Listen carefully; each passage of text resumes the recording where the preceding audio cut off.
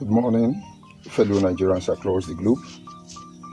I am George Onibe, and of course this morning, I want us to look at a message I simply titled, Looking at the Igbo Agenda Through the Eye of the British Invasion. You see, to most of you who are referred to as sub-Igbo group, you really have not been able to perceive. You cannot visage the change that is about to come upon you. You ignorantly pretend or ignore the signs that are all around you in the presence of the shenanigans of these Igbo Biafra people. And for you who is Igbo, you see us on social media day after day trying to oppress lie and distortion of history. And you know it's the truth. We are doing the right thing. You have failed to call out your people who are on the verge of assimilating other ethnic groups.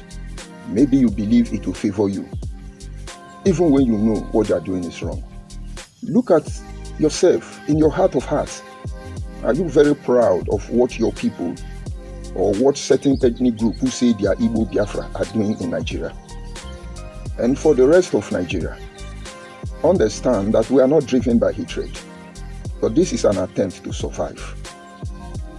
And now, coming back to our topic, looking at the Igbo agenda through the eye of the invention of Europe. Today we have a continent they say is European continent. Nobody was known as European from inception. But this continent was created not to assimilate any ethnic group, but to change history as you know it today, and for the single purpose of being able to dominate the world. And so when the Roman Empire fell, we begin to hear of the European Union. What are they there to do?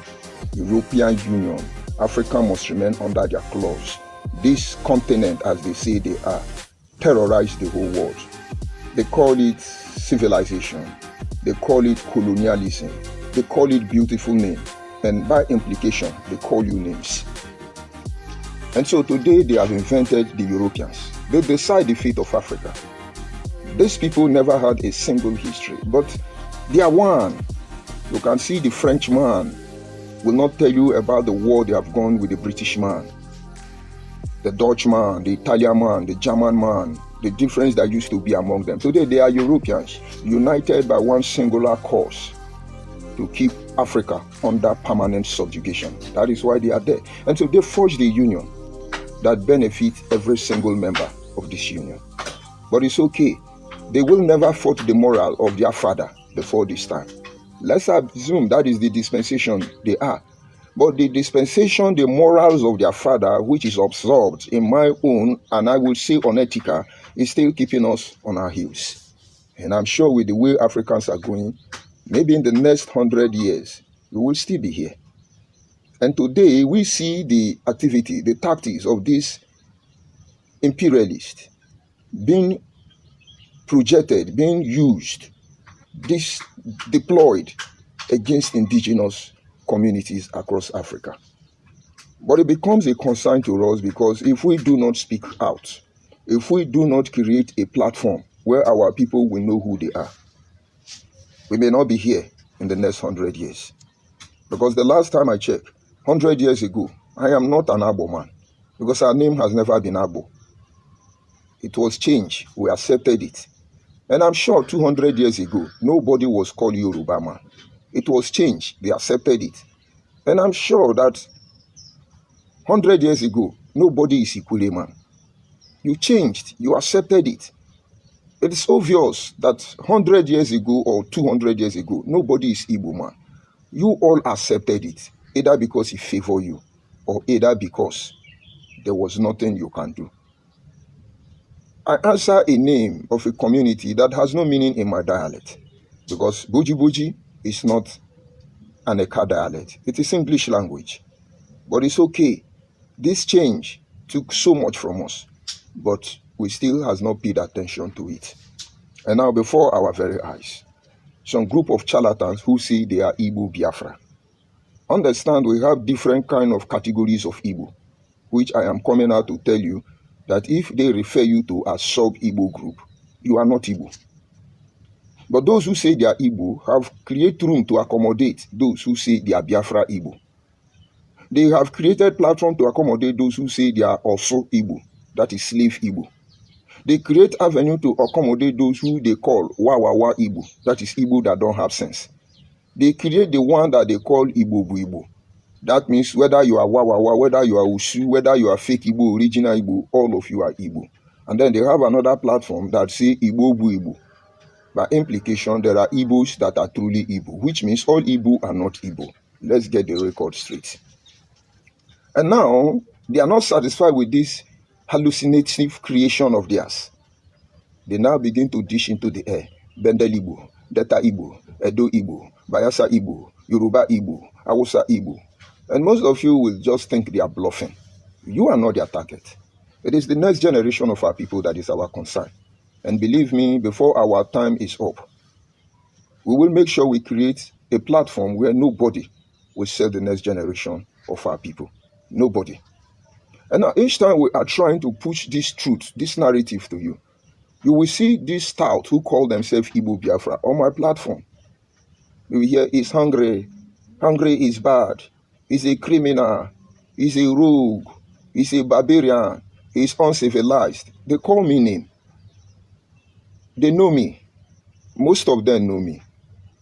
They know if they had the privilege, they would choose to be me.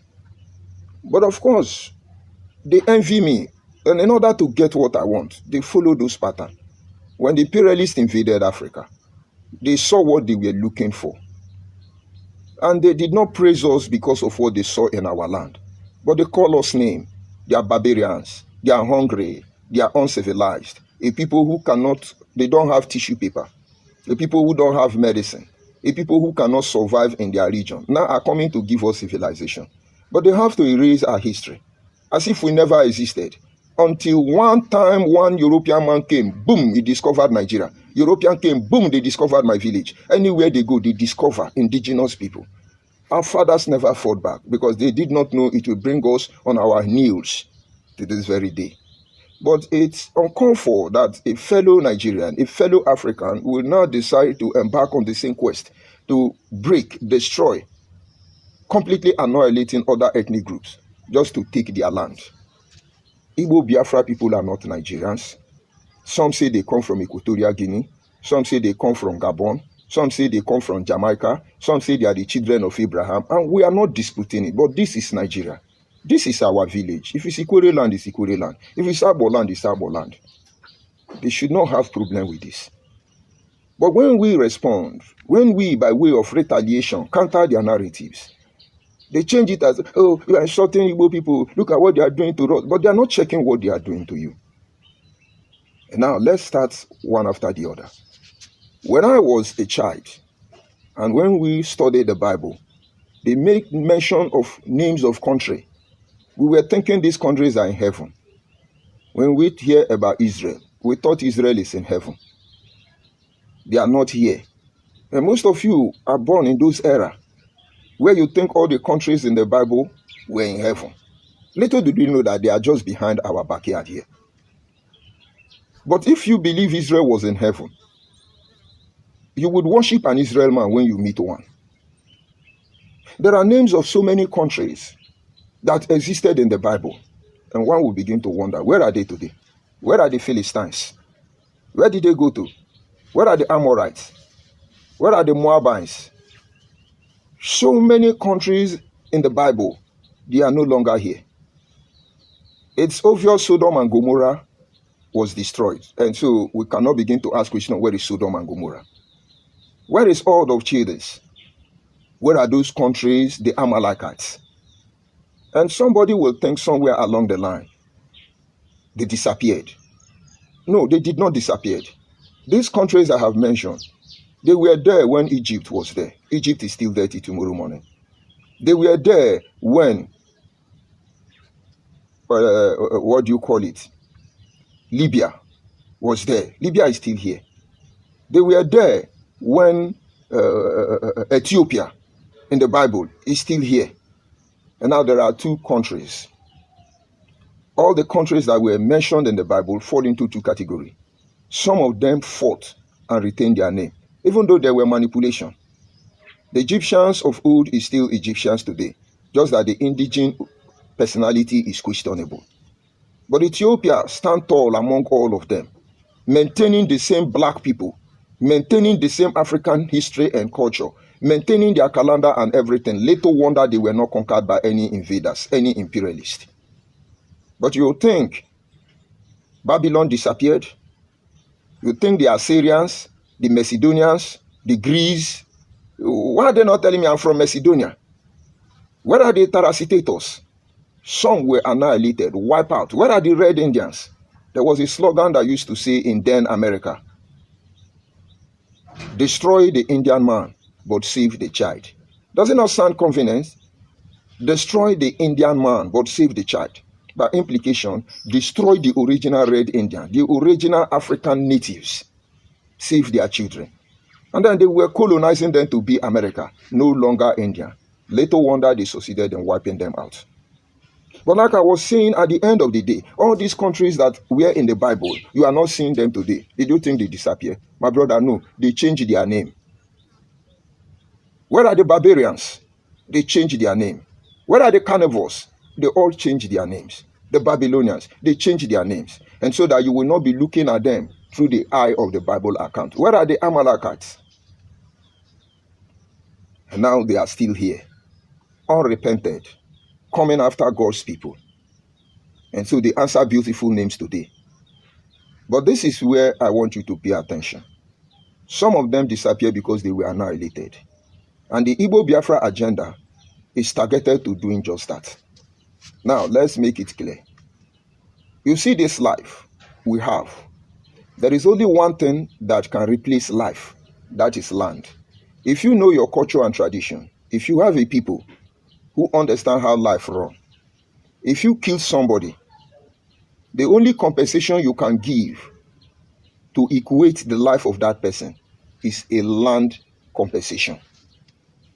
I have seen many death cases where somebody killed somebody, manslaughter, whatever nature, and they agree to make peace in the end.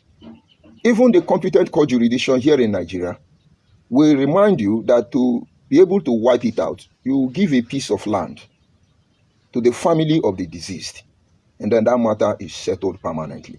So this is your life. The only thing that can equate it is your land. And so by implication, whoever takes your land has taken your life. Whoever has taken your life has taken your name, has taken your culture, has taken your heritage, has taken your tradition and your value system. And so you virtually does not exist. This is the issue. The Igbo Biafra came out and said that they were going to unify the Igbo because Nigeria government is marginalizing them. I love unification.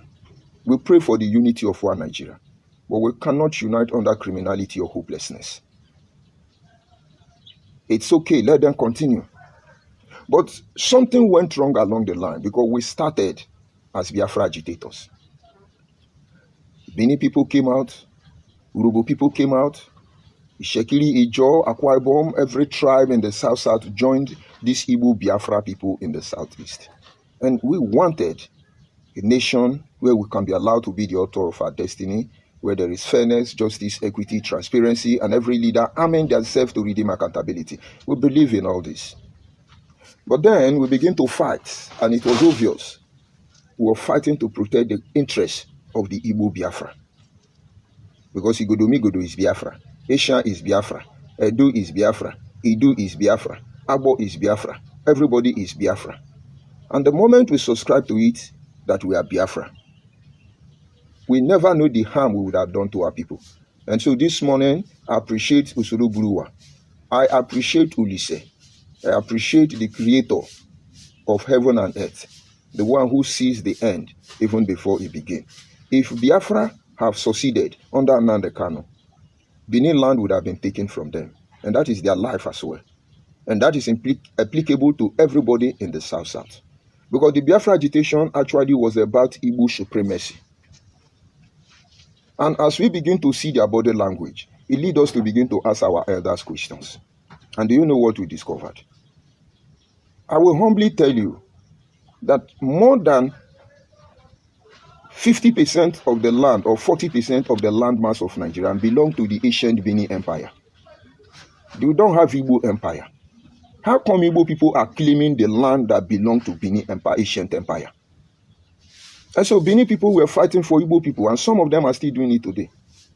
Some Igbo people are still fighting for Igbo Biafra people, giving the land that does not belong to them to them. The people who don't have even up to 2 plots of land, how could they claim all of us? And once again, I'm grateful to the Creator that Nnamdi Kanu actually showed himself before the end, because we were not thinking in this direction. So most of us were proudly Biafra. Godomi Godo Biafra, Akatami Kata Biafra, Ototomi Toto Biafra.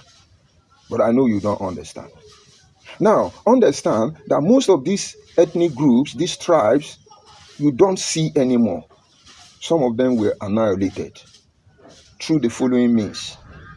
They call it civilization, globalization, some of them assimilation, French imperialist policy, some of them annihilation, and some of them through violence. They destroy them, they remove them. The most subtle means of all of them is not even the violence, it's assimilation. You know, during the colonial era, the British was using indirect use, rule, divide and rule, use the people to suffer the people. But the French was using association and assimilation. Join us and become Frenchman.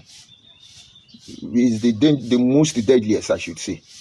And so when you are in France and you are a French citizen, you are not seen as France. Well, you are practically useless. But when something unique happens in your life, you become French citizen. Let me tell you how it functions. One boy woke up one day as African boy. He saw a building burning in France some years back. And the boy used his bare hand and climbed the story building. He got to the top of the floor and rescued that boy. From that day, he stopped being an African boy and he became a French citizen. Did you get the story? And so today, when we sing the praise of Igbo people, we are intelligent people, we are handsome people, we are beautiful people, we are wonderful people, we are Mochineke. But when we choose to be original, you become criminal, idiot, hungry man like me, useless, illiterate, idiot. It's always been the same. But the main issue I want you to pay attention, because this broadcast is going to be very, very brief, is the idea to use association and assimilation to eradicate us, remove us. And their own is even more fierce, more deadlier, more poisonous than the French policy of association and assimilation. Because they are marrying our sister. If you are from Abo, you will know we don't marry Igbo people before. When you bring in Igbo wife, your family member will ask you question.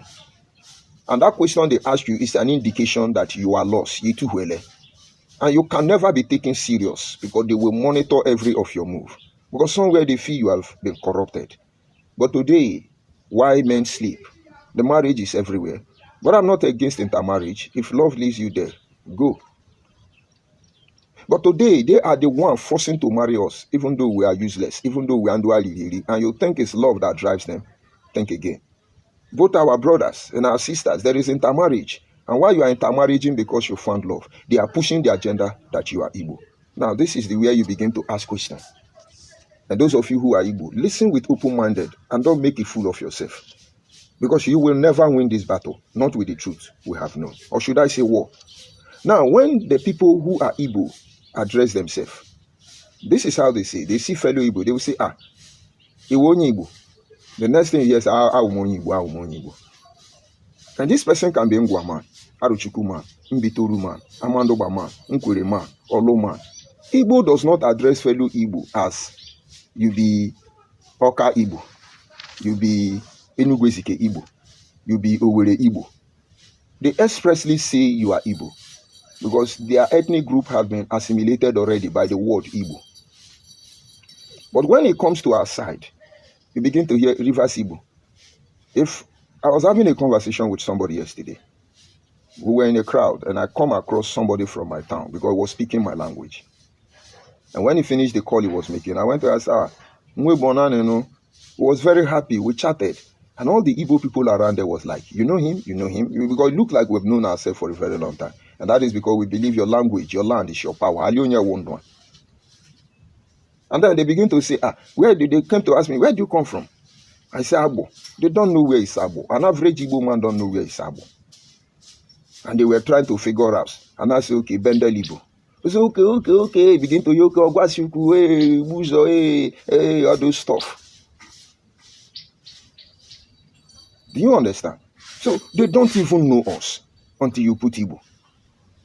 And this is not because this is who we are. This is because this is what Nigerians see us to be. This is the only way Nigerian can describe us. Because it looked to me that when Nigeria was divided into three, it looked to me that the imperialist agenda was to allow a cross-section of ethnic group to colonize those in the east, a cross-section of ethnic group to colonize those in the north, a cross-section of ethnic group to colonize those in the west. I think that is the agenda. But it didn't work. It had failed, and it will never work. And now this is where we are. And these people started by saying, Abo is Igbo, Ikwere is Igbo, this one is Igbo, Okwan is Igbo. It was not a concern to us. But then when they metamorphosed from saying that we answer their name, it became questionable. I answer Igbo name. Is that supposed to be an issue? Because my name is George. It was along the line I decided to find out, what is the meaning of George? Because I know it's not the judge in the court of law. And with deep, in-depth, asking questions, I understand.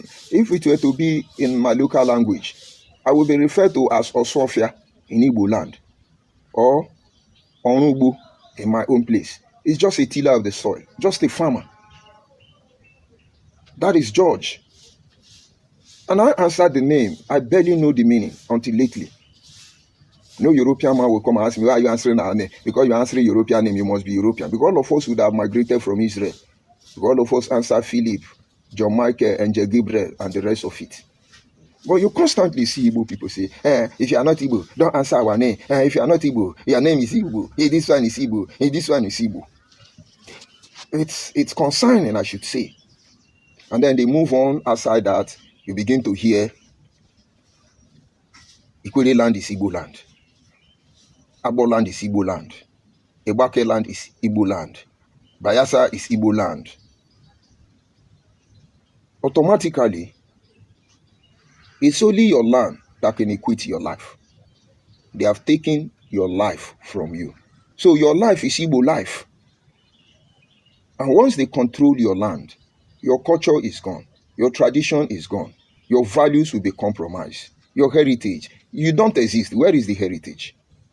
It's amazing. Everything our ancestors labored for are enjoyed by Igbo people today. And as I speak to you, they are the one telling you, hey, it's a Igbo cloth. Our akwacha, nke na soya. Ekwacha hwa soya. Ndi Igbo si wenwe. Akope hwe iji ite egwu odudu efi. Ndi Igbo si wenwe.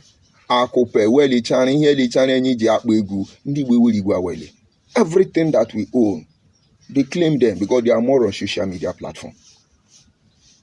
And so to cut this long story short, they call you sub-Igbo group. They must put Igbo before they call your village name, your tribe name. Frown from them. They are invading your land through a means known as association and assimilation. And while they are with us, they are copying our lifestyle and then replacing it with a fake one. They used to proud themselves among Nigerians that Igbo Nwezi, by implication, Igbo don't have king. Amazingly today, they are producing king in every community in our land. And that is when they are finished dealing with you, their king will become original. Igbo Nwezi, but they have Eze Ndi Igbo na ala Yoruba. They have Eze Ndi Igbo na ala Abo. They have Eze Ndi Igbo na ala Ikwere. But Igbo Nwezi, who the heck is fooling who here? Now don't let them take your land. Yes, they are buying land, but that is not an issue. Because what goes around comes around. But the issue is, don't let them take your land. You must regulate the rules, the regulation that governs the land. Forget about what Nigerian constitution say. Land belongs to the original, the aborigine people, the indigenous people.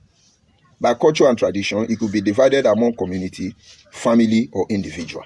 But I know what the constitution say about land. We are not in dispute here. Because no governor will wake up now and go and grab any land. When he leave office, Ogun will kill that governor. His children will be taking drug across the globe because they will be useless. The community will use honor to dome well a Chinese remove. That is one thing they can count on. So the Nigerian constitution regarding land is just to create order and put everybody in their place, just for one Nigeria to survive.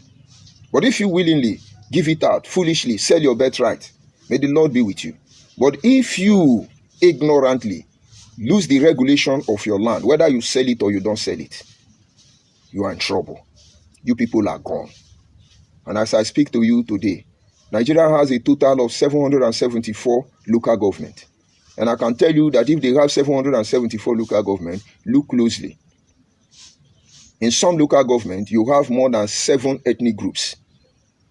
And if you magnify that number raised to power 3, you will discover that we have approximately over 2001 ethnic groups, domiciled, indigenous people here in Nigeria. And don't let anybody deceive you. Some of them have been assimilated. They don't exist anymore. And this is a call to resist the invaders, the expansionists. If they are trying to make you live under their shadow, you must refuse it. You must reject it. Because you are who you are. You never choose to be Igbo man. And neither did you choose to be Igbo man, Yoruba man, Hausa man, by indigene. But people gave you this name. And don't forget that it is God that makes tongues and tribes, not even man. And so anybody removing you from the original place God kept you is not your friend and certainly the enemy of your God. And how could they tell you how to worship God? You've forgotten that in the end day, every tongues and tribe. Somebody say it doesn't mean, but in the end day, it is only tongues and tribe that will stand before the Creator. You are not going to have a place to stand. I know you will not see the in-depth analysis of what I'm trying to tell you.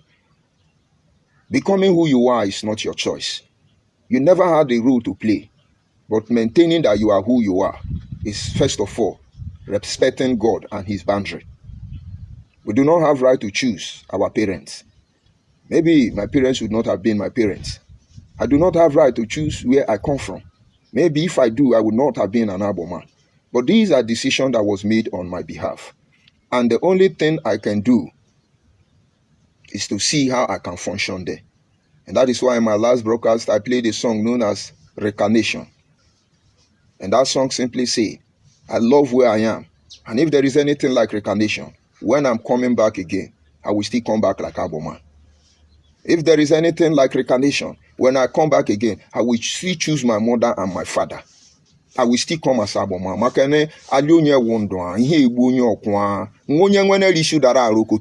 You will not understand. I love my Igbo people. With one word, we can make 100 statements. And all of them will fall in place. We are not Igbo. When we say Alionya Wondwa, it means one thing, but yet a passing different vibration to us. When we say Onyangwena Rishu Dararo Kotoba, it means a lot to us. You have no idea. That is why we don't kill our people. We don't eat the flesh of our people.